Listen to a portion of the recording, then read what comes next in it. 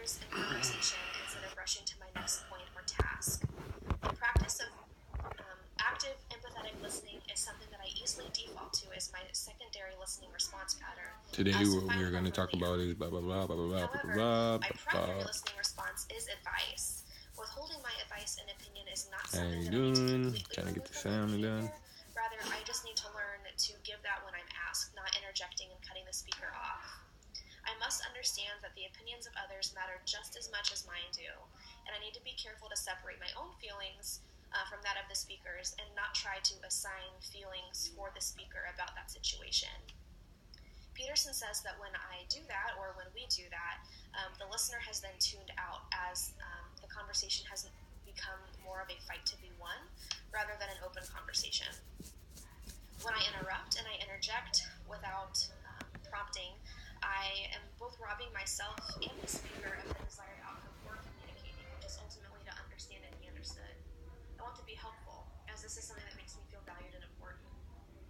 In order to use my nonverbal communication more effectively, I could, instead of crossing my arms or rolling my eyes, use my hands to show that I am involved in listening, as well as helping demonstrate different emotional extremes, as Peterson suggests. As stated in his book, Stewart states that the gestures and speech that we use in everyday communication, they belong to the same language patterns and structures. They're both verbal, one just communicates audibly while the other is expressed in body language. For example, turning your body away from someone slightly says to them that they're no longer welcome in the conversation or room, but by turning outward and welcoming someone in, one feels as though they are welcome and able to join in easily. By keeping actions warm as opposed to cool would mean that I would need to provide affirmative head nods, keep an open posture, and expressive and interested hand gestures. As Sanjita Shukla states in her article, Body Language Inside Out, simply doing these behaviors is not enough if one is not motivated internally to do so. If we do not feel things internally before behaving in certain ways, our behavior will come off as insincere. Next slide. My plan of action. I have come up with a few achievable goals to help me reach my OAG. First, I will be more mindful and purposeful in active listening.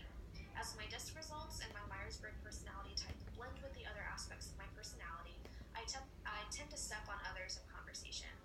If I am to practice active listening, I am less likely to misunderstand the speaker, more likely to remain focused, and also less likely to interject with my own thoughts and feelings being escalated to a point where it's not appropriate for me to do so.